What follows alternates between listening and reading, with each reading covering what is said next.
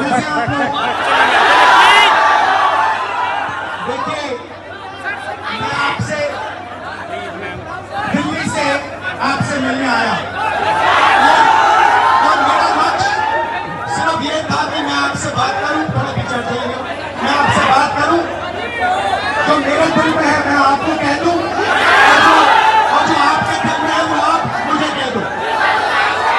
मगर प्रशासन ने मुझे पूरी तरह रोकने की कोशिश की, बैरियर लगाया, बैरिकेड लगाया और मैं पीछे के रास्ते से आपके यहां आ गया।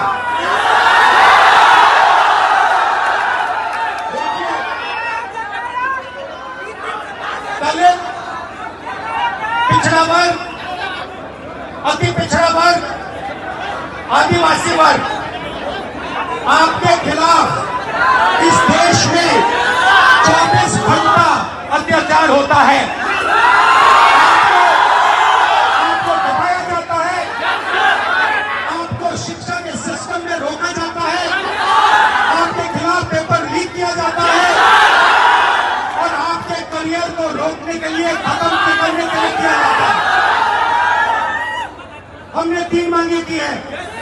सबसे पहले जाति जनगणना, सही तरीके का जाति जनगणना जो हमने तेलंगाना में किया। दूसरी बात, कानून, हिंदुस्तान का कानून है कि प्राइवेट कॉलेजेस और यूनिवर्सिटीज में आरक्षण होना चाहिए और ना नरेंद्र मोदी ना बिहार की सरकार उस कानून को लागू कर रही है। इसीलिए हम उन पर दबाव डालेंगे और जब तक, मैं बता रहा हूं, जैसे मैं यहां आया हूं ना, रोक नहीं पाए, वैसे ही नहीं रोक पाएंगे जब तक इन्होंने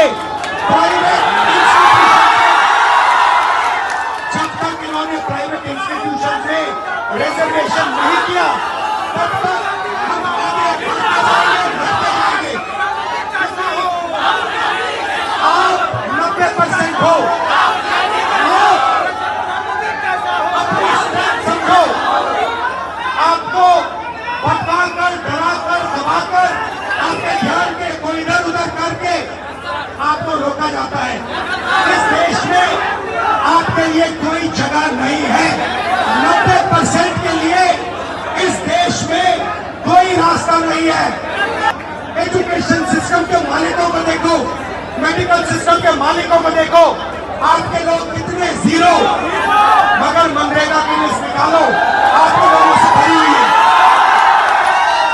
मजदूरों की लिस्ट निकालो, आपके लोगों से भरी हुई है। सारे के सारे कॉन्ट्रैक्ट, सारा का सारा धन 5-10% के हाथ में जाता है और 3 मांगे हैं। पहली मांग जाति जनगणना, दूसरी मांग प्राइवेट इंस्टीट्यूशन में, प्राइवेट स्कूल और कॉलेजेस में रिजर्वेशन, अति पिछड़ा का, ओबीसी का, दलित का, आदिवासी का। तीसरी बात, SC ST सब प्लान, जो आपका पैसा है, जो आपको नहीं दिया जाता है, आपको वो दिया जाना चाहिए। ये 3 चीजें कहने में आपसे आया था। ये बात समझिए, आप एक बात समझिए, बिहार की पुलिस ने अभी मुझे रोकने की कोशिश की, रोक नहीं पाई। पता है क्यों नहीं रोक पाई? नहीं, इसलिए नहीं रोक पाई क्योंकि आपकी शक्ति मेरे पीछे है। आपकी शक्ति मेरे पीछे है, इसलिए कोई, दुनिया की कोई शक्ति उसको रोक नहीं सकती है। हमने कहा, हमने नरेंद्र मोदी से कहा, पार्लियामेंट में कहा, तुम्हें जाति जनगणना करना पड़ेगा। हमने उससे कहा कि तुम्हें संविधान को यहां माथे पर लगाना पड़ेगा। नरेंद्र मोदी जी ने आपके दबाव से डर कर जाति जनगणना हिंदुस्तान में घोषित किया और जो 90% हिंदुस्तान की गरीब आबादी है, अति पिछड़ा, दलित, आदिवासी, माइनॉरिटी, ये इन सब के खिलाफ है।